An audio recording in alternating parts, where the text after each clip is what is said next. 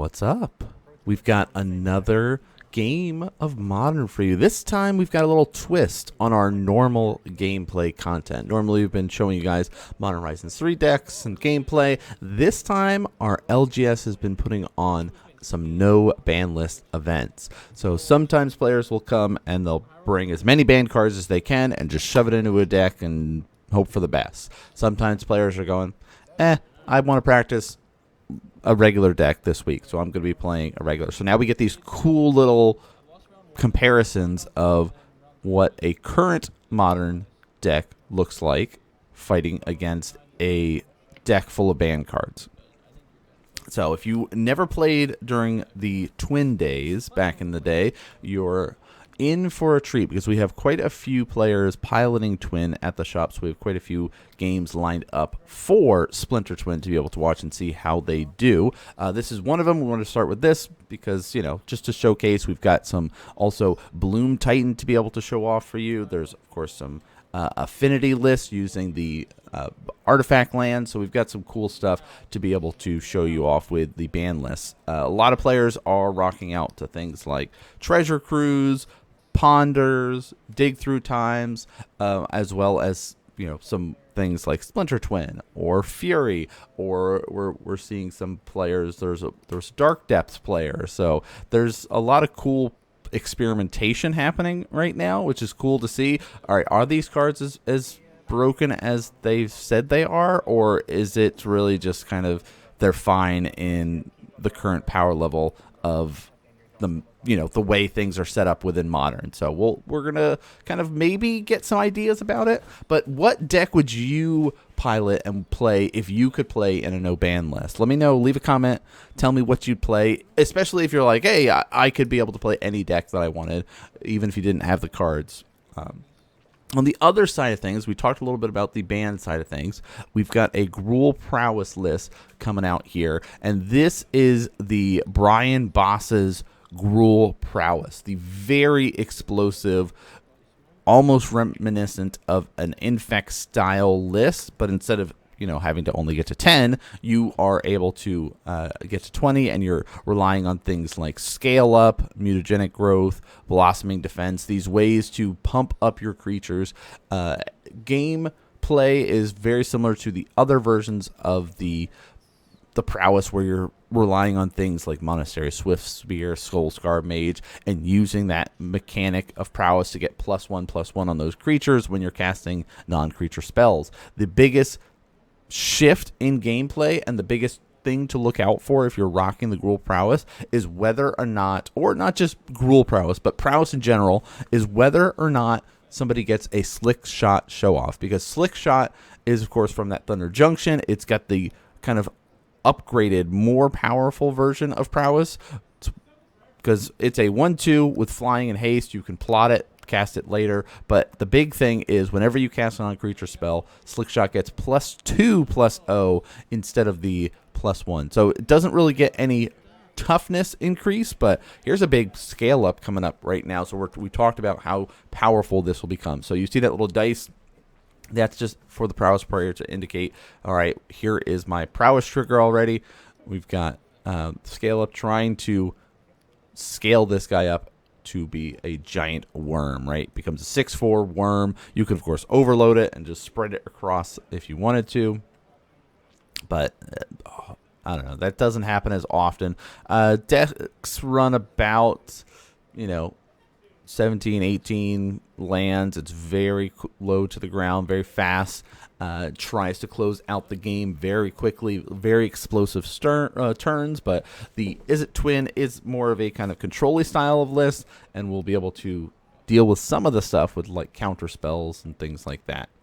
Here we go. So Double Strike is going to be the choice here. So we were trying to go for a huge explosion. If that scale up had gone off, it would have been almost game ending there. Because what was that? 6, 7, 8. Oh, a little Snapcaster.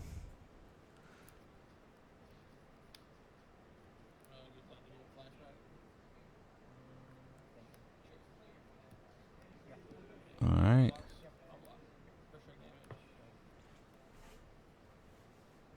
Yeah, so of course the Snapcaster there jumping in the way will absorb all of that double strike, first strike damage, no problem. There's no trample on the creature to be able to kind of power through. There is a way to give creatures trample with that monstrous rage that gives it the roll token that gives it +1/+1 in trample.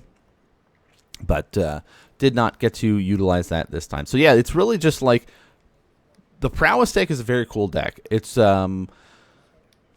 almost becoming the new version of Burn in Modern. For the longest time, there was a red deck that was like, hey, you want to get into Modern, what is a cheap and easy way to do it? Well, for the most part, the Gruul Prowess list runs you about $300, right? Maybe about $400, depending on, you know, the most expensive things that you might imagine, the land base. All right, you're running a bunch of commons and uncommons in here. Slick Shot Show Off is the most expensive creature in the list. You can get a play set for like $35-40. You know, even that is not too bad when you think about some of the other more expensive lists. But we get a little bit of a counter war happening here as another big push coming out with a Swift Spear. Yeah, so just counting it out, making sure. He says, no further effects. Go to damage. Big, yeah, look at that big swing. Boom, 10 damage with the double striking. One card left in the hand. If you, yeah, so if you haven't played Infect, you know, it reminds me of Infect. Also reminds me a little bit of Burn. Not the spell slinging style, but like we're just going to pump our creature with these spells and go. There have been different versions of Prowess. You can play the mono red version. Use our little amped raptor in that version. There is the Izzet version where you kind of do a little bit more setup and you have a little bit more staying power if a lot of your creatures die. That's kind of allowing you to be able to use like expressive iterations and things like that. But here's a hard cast on a Fury. So our band card going to be trying to come out here, but we get a Blossoming Defense to protect it.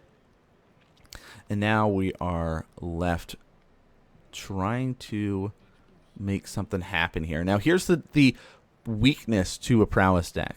If you're able to remove their creatures, the deck kind of crumbles a little bit. By opting for the Gruul build, you do get access to things like, you know, Blossoming Defense and these hexproof protective spells that keeps your crucial creatures alive. And we're going for a Splinter Twin, a band card on top of band card. Let's make a copy of Fury. Bam, shoot that guy down and swing in with the copy there for 6 damage because, of course, we do have the double strike there. Yeah, Splin, very, very cool. I played Twin last week. I've been playing Infect. I've been playing a couple different stuff. I tried a Urza, or I built an Urza Oko list. I don't think I've had a chance to play it yet with Astrolabe and things like that. And here's a Bolt. Let's clear that up. See, that's the stuff that it's like, yeah, you just kind of, you know, I'm wondering, you know, how things are gonna work out, which is band card for band card. 3 turns in a row. Let's get some band cards in here. Here's a Ponder coming up. Pretty much, if you've interacted with Legacy, you're familiar with Ponder. If you've played like the Vintage Cube, you're familiar with Ponder. You get to set up your top 3 cards and then draw a card. Now, if you do not like those top 3 cards, you can, of course, just shuffle your library and draw a card. But with fetches in the format, you can also manipulate the top of your library that way. Say, well, I really just want this one card, and then I'll be able to draw that and fetch away and shuffle up my library that way. It very much is reliant on having things like fetch lands in order to manipulate your library. I don't know how, I think it's perfectly fine for Modern, to be honest. As spells go, it doesn't feel as impactful and overpowering or something as some other spells might be. All right, Deceiver. Let's do some untappy. He says, one time. Let me just top deck it. We are in one half of our combo now. Deceiver Exarch is there, 1/4 little toughness friend, and let's do some blocks, and that of course gets eaten up with a mutagenic growth coming out here to eat him alive. So half the combo gone. You need a Deceiver or a Pestermite and Splinter Twin to be able to go. I'm wondering what this player's numbers are for how many Deceivers, how many Pestermites. I would say it's probably better to run more Deceivers than Pestermite at this point in time because of things like Bowmaster, right? Deceiver has, you know, it's a 1/4, could block some pesky creatures. Deceiver works out well in that favor of, you know, being able to protect itself against a lot of different things, where our Pestermite, of course, the 2/1 does have flying, but that 1 toughness is something that you have to be kind of worried about. So again, we're trying to close out, trying to push for damage. It would be great if we are able to get, you know, a monstrous rage or something like that, but we do see the Pestermite. Let's just tap it down. Here's a land go. So now we've got both. It's close. There's the flying in. Keep our blocker. We need at least 1. This is that dangerous part too, like where I would be in this position and be like, okay, I guess because they have no cards in hand, even if they draw a slick shot here and they swing in for 3, all right, or, you know, you're still okay because, yeah, it's this risky part here. Hey, there's the twin. All right, so if you've never seen Splinter Twin in action, it needs a Deceiver, Pestermite, and Splinter Twin. You're tapping Deceiver Exarch with Splinter Twin, making a copy of Deceiver, which is then untapping your copy that has the enchantment on it, allowing you to go infinite and make infinite copies of it. Swing in. They all have haste and kill your opponent there. So that is, of course, game 1 going to our Izzet Twin player. Now we're going to be jumping into game 2. We skipped sideboardings. No sideboards for you all. But you can be able to see these lists up on our Moxfiled link. So if you have not, please consider following us over there so you can be able to keep up to date on new decks as well as decks that we are just showing off in here. Both we've got modern decks, no ban list decks, commander decks, all kinds of good stuff. Maybe we'll even put some of our cube decks up there too, because we got some more cube content for you all to be able to see, because we're going to do a cube stream. Keep talking about it, keep getting the setup ready for it. Pretty solid way to start. The mutagenic protecting it against the bolt.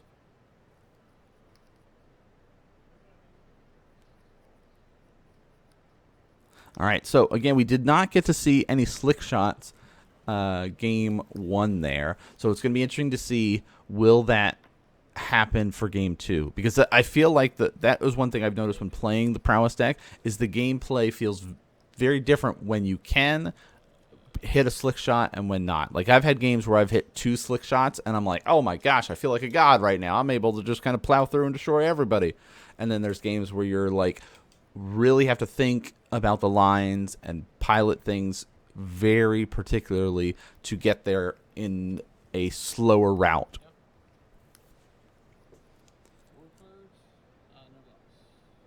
This is no blocks.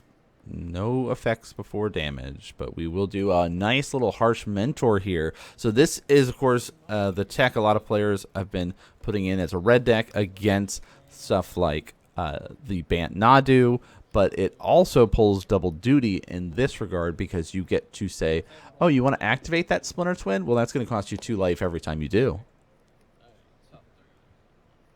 All right, so, of course, that is our lovely little young Pyromancer, and that little face down magic card is our 1/1 token. I should just set aside some infinite tokens over by the board and make people do it, or just pull regular tokens and set them aside.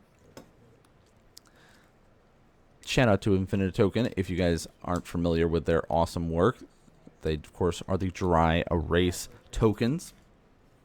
I love them. I've got some for my cube. I've got a set that I keep with some of my commander decks. So maybe I'll have to get a 3rd set just to keep with my modern stuff.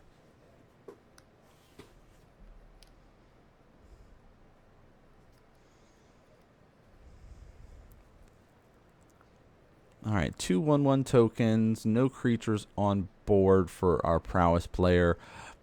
Feeling pretty good at the moment. Like, this is this risk window, though, of we've got 1 mana. Maybe if they blow us out with a slick shot or something like that, we're in trouble, but let's, let's see what we can do.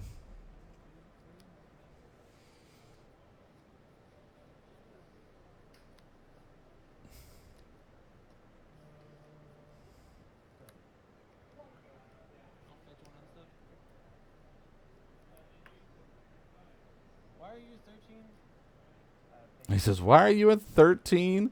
It's like fetch and shocks and mutagenic growth. Mutagenic growth is that big shifter where you're like, I'm just going to pay 2 life for this instead of have to worry about the mana, the Phyrexian mana.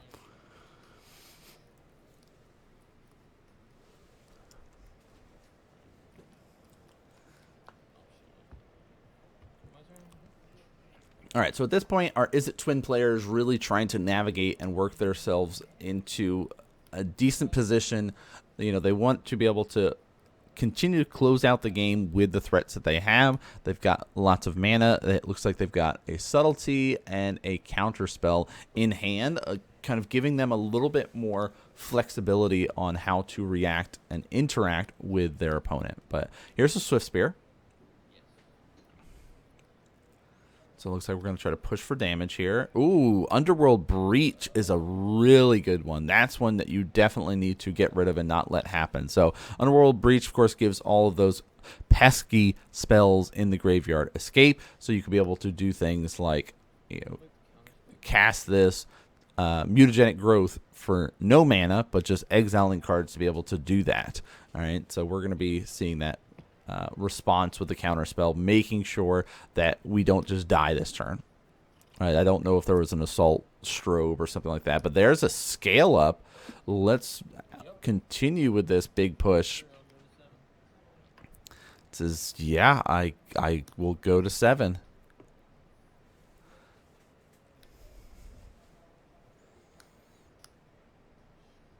That's the nice little burst damage that we were talking about earlier, of just like how explosive this deck can be, of just be like, wow, yeah, I guess I just die, huh? Or, oh, I guess I just take 7. And in a world where everyone's fetching and shocking and already damaging themselves like Modern is, it is very easy to be able to kind of close out games out of nowhere with this. Here's a little bobble. Let's take a gander at what you got going on. Look at that top card. Move to combat. Let's throw a token in the way. And do some fetching. Now, one thing I did notice with this twin list that's slightly different than mine is there are no there's no surveil lands. That's one of the things. Like, my list has 2. This list has none. I think you should run at least 1. I also pulled Ponders out of my list currently because I'm running the energy package. I basically took my Izzet Wizard list and just put Twin in it by doing some adjustments to the numbers. There's the Deceiver. Let's do some untappies. Any twins? No twins. Send the 1 across. We're in the poke mode here. I'm also running Dig Through Time, a 2 of. I don't know if this list is.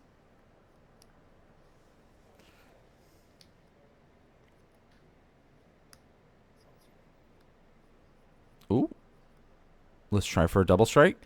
This is the danger part, too, of like, you're pushing for damage here, and, like, Assault Strobe is sorcery speed, so you can't do the gotcha moments of, all right, I'm swinging for combat. I'm going to, like back in the day, there was that 2-cost red double strike and trample spell that I used to run in Grixis Death Shadow. What was the name of that? Teamer Battle Rage.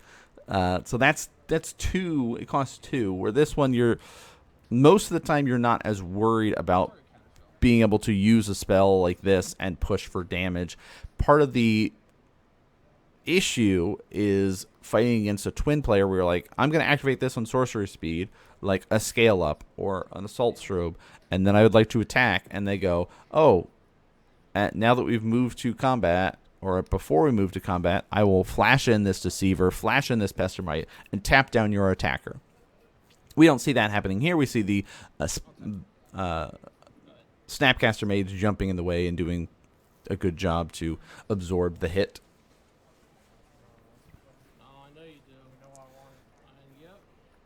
Yeah, they're joking. It was like, all right, I'm just going to bolt you and get you. But no triple bolts here.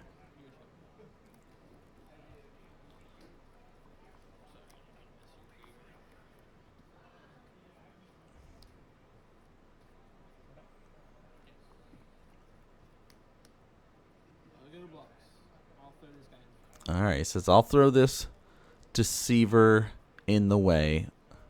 Are we hugging it out, or are you pushing for damage? Let's do a Lava Dart here. 1 damage to any creature, and then we'll flash it back and do 1 damage to you. So, of course, that is our second spell, giving our Swift Spear to become a 3 power, enough to kill that Deceiver XR off and kind of hopefully clear the path. That also is a great little, like, okay, a little bit of a sigh of relief.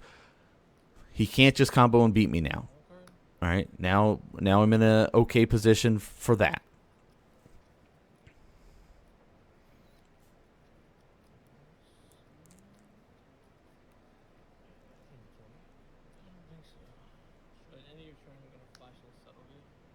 Oh, okay. So the subtlety gets flashed in. We don't have to worry about sacrificing. We're not doing the evoke stuff. We're just hard casting it out. But being able to have this subtlety to kind of push for damage is going to be the kind of, hey, all that little chip damage we've been doing with the tokens all game has led up to this moment where now we are staring down lethal. We're saying, okay, all that work we did is kind of the, hey, here we are ready to go. End of entering combat. Deceiver.